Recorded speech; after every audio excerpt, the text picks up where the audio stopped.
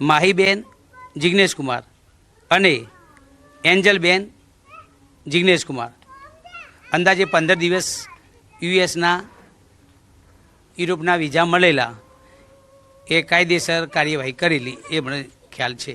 ક્યાં કાયદેસરની કાર્યવાહી કરી હતી? તમારા પુત્રએ તમને શું કીધું હતું? કયા ઉદ્દેશ્ય સાથે તેઓ અમેરિકા ગયા હતા? હા, ઓકે, એ ગયેલા કે એમને કાર્યવાહી બાબાએ છોકરાએ ગોઠવેલી, બરાબર। કોક મેહુલભાઈ કરીને છે દિલ્હી, એના મારફતે કાયદેસરની કાર્યવાહી કરેલી, એટલી મને જાણની ખબર છે।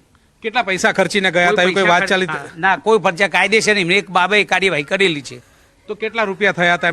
એમને બાબાએ ગોઠવ્યું હતું બારોબાર, અને કાયદેસર હતું મેં મંજૂરી આલી કાયદેસર માટે। એક જ પરિવારના 4 સદસ્યો? અમારી 4ના પરિવાર 4 જ। છેલ્લે ક્યારે વાત થઈ છે તમારે? તેઓ શું કે? હા, છેલ્લે તો અમારે 15 દિવસ અંદાજે થયા છે। શું વાત કરી હતી અને શું કીધું તેમ? બસ અમે જઈએ છીએ પપ્પા, આ કાયદેસર સમિતિ ઓકે, કાયદેસર અમારે ગભરા જેવું નહોતું, આ રીતે વાતચીત થઈ હતી બસ। હવે એમને ડિપોર્ટ કર્યા છે, પરત આવી રહ્યા છે અમૃતસરથી, ગમે ત્યારે અહીંયા પરત આવશે। તમારું શું કહેવું છે આ મુદ્દે? અમારે તો આવું તો વેલકમ, બરાબર। અમે એમને એ ત્યાં છે, હું અહીંયા છું, અમે શું કરે મને ખ્યાલ નથી એટલો બધો। તો કેટલું દુઃખ વ્યક્ત કરી રહ્યા છો? કારણ કે જે પ્રમાણે આટલા પૈસા ખર્ચ્યા, આટલા પરત આવી, આપણે એમને શું કોઠ્યું એ મને ખ્યાલ નથી એટલો બધો, કે એમને હું સેટિંગ કર્યું છે મને ખ્યાલ નથી। કાયદેસર મેં મંજૂરી આપી। બાજુના ગામમાંથી ગયા હતા, એમણે જમીન વેચીને ગયા હતા, આપણે કઈ એવું કઈ કર્યું છે કે કશું કર્યું નથી, કશું કર્યું નથી। તમે કેટલો સપોર્ટ કર્યો તો એમને અહીંથી જવા? સપોર્ટ તો કશું નહોતું, એનું સર્કલમાં જે કર્યું એ ખરું, એને સર્કલની અંદર ગોઠવ્યું એ ખરું, મને ખ્યાલ નથી। બીજું કઈ વાતચીત થઈ છે તમારી? બીજી કોઈ વાતચીત થઈ નહીં। અચ્છા, આજે પરત આવી રહ્યા છે એ મુદ્દે કઈ વાતચીત થઈ છે તમારી સાથે? કોઈ વાત નહીં, તમે આ પ્રથમવાર તમે આવ્યા છો, બિલકુલ ખબર નહીં। અમારા ખોડિયાલ માતાનું મંદિર છે, ખોડિયાનો પાટો છે, હું મંદિરમાં સેવા આપતો હતો, તમે આ એટલે હું ઘેર આવ્યો 5 મિનિટ, બીજી કોઈ વાતચીત થઈ નથી। અચ્છા, અહીંથી અમેરિકા ગયા ત્યારે તમને કીધું હતું કે હું આ જગ્યાએ જઉં છું કે આ જગ્યાએ રહેવાનું છે? વિઝા આવેલા છે અને અમે જઈએ છીએ પપ્પા આ રીતે। કેટલો ખર્ચો થયો એવું કઈક જાણ? ના, ખર્ચો ની કાયદેસર હતું એટલે મો તો પછી ખર્ચનો તો પ્રશ્ન જ નતો। ટિકિટની કઈ વાત કરી હતી કે આટલા રૂપિયા ટિકિટના ખર્ચો? યુરોપના દેશોની ટિકિટ છે, એ ટિકિટ વિઝા ખબર છે, યુરોપના વિઝા છે। કેટલા રૂપિયાની ટિકિટ લીધી એવું કઈ વાતચીત? ખબર નથી, બાબાને ખબર, એ યુરોપના વિઝા છે। કેટલું ભણેલો છે બાબો? એમની વાઈફ ગ્રેજ્યુએટ છે અને વહુ 12 સુધી। ત્યાં જઈને શું કરવાના છે? ક્યાં? ના, એ ખબર નહીં, મને કાયદેસર હતું મેં પૂછ્યું ના લ્યું, લીગેલી હતું એટલે કાયદેસર હતું, યુરોપના વિઝા એમને પ્રયત્નો કર્યા હતા। ચોક્કસથી તો ત્યાં રોજગારી માટે ગયા હતા, અભ્યાસ માટે ગયા હતા, તે પ્રકારની વાત કરી રહ્યા છે, લીગલી ગયા છે તે પ્રકારની વાત આ પરિવારજનોથી સાંભળવા મળી રહી છે। પરંતુ જ્યારે જિગ્નેશ ઘરે આવશે, તેમના પરિવારને સમગ્ર હકીકત કહેશે, ત્યારે ખ્યાલ આવશે કે કેવી રીતે તેઓ અમેરિકા ગયા હતા। અત્યારે હાલ તો ડિપોર્ટ કરવામાં આવેલા 33 જેટલા ગુજરાતી જે લોકો જે છે તે પરત આવી રહ્યા છે અને ગમે ત્યારે તેઓ અમદાવાદની અંદર પ્રવેશ કરશે અને પોતાના નિવાસ સ્થાને પહોંચશે। જી બિલકુલ ગૌતમ, આભાર સમગ્ર માહિતી બદલ। તો અમેરિકા જવા માટે નીકળેલો મહેસાણાનો યુવક સંપર્ક વિહોણો બન્યો છે। લાગણજ ગામનો યુવક 1 મહિના પહેલા અમેરિકા જવા માટે નીકળ્યો હતો। પરિવારે યુવક સાથે 21 જાન્યુઆરીએ છેલ્લી વખત ટેલિફોનિક સંપર્ક કર્યો હતો। જો કે 21 જાન્યુઆરી બાદ પરિવારનો યુવક સાથેનો સંપર્ક તૂટી ગયો છે। દીકરાનો સંપર્ક ન થતા પરિવાર ચિંતામાં મુકાયો છે। અમેરિકા 104 ભારતીયોને પરત મોકલ્યા છે, તેમાં આ યુવક છે કે નહીં તે મામલે પરિવારને કોઈ જાણ નથી। હાલ પરિવાર અમદાવાદ ગયો હોવાનું સામે આવ્યું છે। અમેરિકામાંથી 205 જેટલા ભારતીયોને ડિપોર્ટ કરવાની જે માહિતી હોય છે તે સૂત્રો તરફથી મળી રહી છે, જેમાંથી 33 જેટલા જે ગુજરાતીઓ હોવાની પણ માહિતી મળી રહી છે। ત્યારે ન્યૂઝ 18 ગુજરાતીની ટીમ હાલમાં મહેસાણાના લાગણજ ગામ ખાતે પહોંચી છે, જ્યાં મોટો પ્રજાપતિ વાસ આવેલો છે। આમાંથી પણ એક યુવક ત્યાં ડિપોર્ટ કર્યા હોવાની માહિતી મળી રહી છે। પરંતુ જ્યારે આ પરિવાર સાથે વાતચીત કરવાનો પ્રયત્ન કર્યો ત્યારે જાણવા મળ્યું કે આ પરિવાર હાલમાં અમદાવાદ છે। તેમનો જે દીકરો હોય છે તે 1 મહિના અગાઉ અમેરિકા જવા નીકળ્યો હતો। તેમની 21 જાન્યુઆરીએ છેલ્લી વાતચીત થઈ હતી, ત્યારબાદ કોઈ વાતચીત થઈ નથી। પરિવારને પણ હજુ સુધી આ મામલે કંઈ પણ ખબર નથી, તેઓ જાણતા નથી કે તેમની જે દીકરો છે તે શું કરી રહ્યો છે કે ક્યાં છે। પરંતુ હાલમાં સૂત્રો તરફથી માહિતી મળી રહી છે તેના પ્રમાણે તેમને ડિપોર્ટ કરવાની માહિતી હોય છે। ત્યારે હજુ સુધી આ મામલે કોઈ પણ સ્પષ્ટતા થઈ નથી કે પરિવાર પણ આ મામલે કંઈ પણ કહેવા તૈયાર નથી। ત્યારે જોવાનું રહી કે આગામી દિવસોમાં જ્યારે સરકાર દ્વારા ઓફિશિયલ રીતે જાહેરાત કરવામાં આવશે ત્યારે આ જે છોકરો હોય છે તેનું નામ નીકળે છે કે યુવાનું નામ નીકળે છે કે નથી નીકળતું। કેતન પટેલ, ન્યૂઝ 18 ગુજરાતી, મહેસાણા। તો અમેરિકાથી 37 ગુજરાતીઓની હકાલપટ્ટી પાદરાના લુણા ગામની ખુશ્બુ પટેલને પણ પરત મોકલાઈ.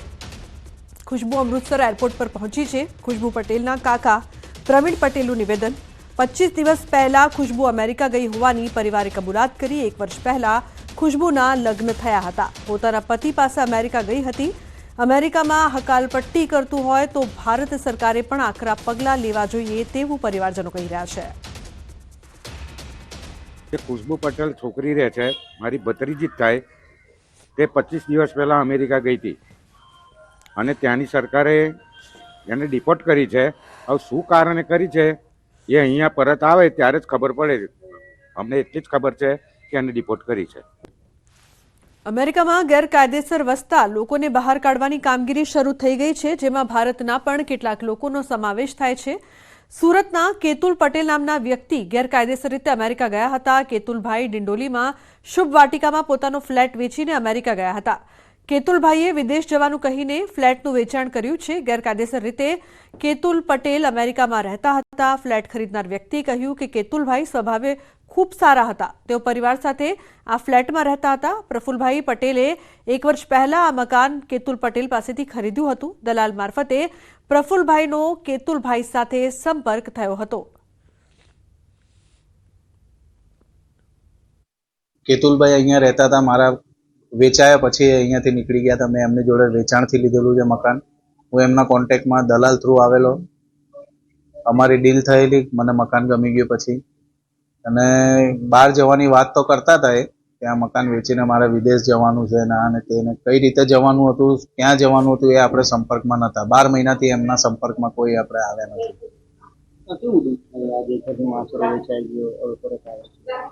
ઘણું દુઃખ થાય છે કે આવા પગલાં ભરતા પહેલા ઘણી વખત વિચાર કરવો પડે છે કે તમે ગેરકાયદેસર જાઓ છો ત્યારે તમારે બધું જ મુશ્કેલ હોય છે. કે એવું ફરજિયાત નથી કે તમે ત્યાં સ્થાયી થઈ જ જશો. પરિવારમાં કોણ કોણ હતું? એમના પરિવારમાં 4 વ્યક્તિઓ હતા. હસબન્ડ, વાઈફ, એક છોકરી ને એક છોકરો. તો બુલેટિનમાં હાલ રોકાઈશું એક બ્રેક માટે. આપ જોતા રહો ન્યૂઝ 18 ગુજરાતી.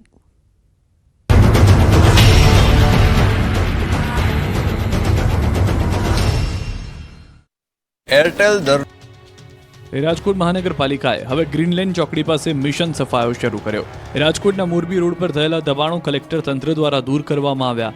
રાજકોટના ગ્રીનલેન્ડ ચોકડી નજીક સરકારી જગ્યા પર દબાણો કરાયા. આ અંગે અનેકવાર નોટિસ આપવા છતાં કારખાના તેમજ 4 ઓરડી અને નર્સરી બનાવનારા ગાંઠતા ન હતા.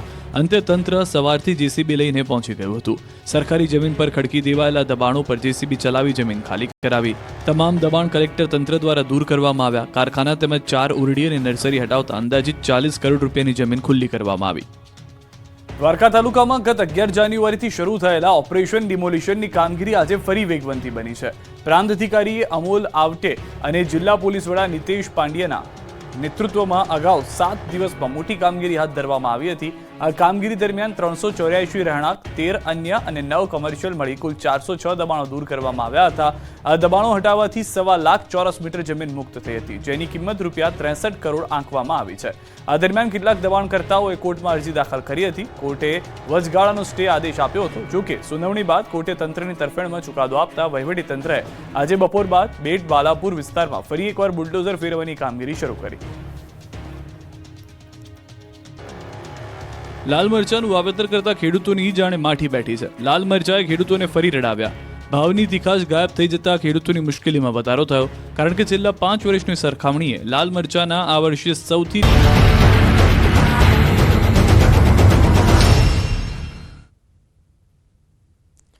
Welcome back. સમાચારમાં આગળ વાત પાટણની રાધનપુર નગરપાલિકામાં વફાદારીના શપથ. કોંગ્રેસ દ્વારા ઉમેદવારોને લેવડાવ્યા શપથ. ધર્મના નામે ઉમેદવારોને લેવડાવ્યા શપથ. પક્ષ સાથે વફાદારી રાખવા માટે શપથ લેવામાં આવ્યા છે. વોર્ડની આખી પેનલ માટે મહેનત કરવા શપથ લેવડાવ્યા. તો કોંગ્રેસ નેતા જગદીશ ઠાકોરની હાજરીમાં શપથ. રઘુ દેસાઈ જિલ્લા પ્રમુખની હાજરીમાં શપથ.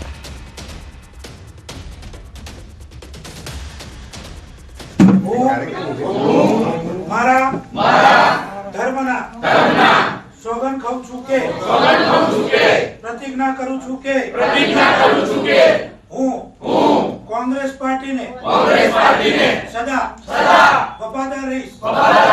કોંગ્રેસ પાર્ટી જે પણ નિર્ણય લેશે એમાં કાયમ માટે હું સંમત રહીશ.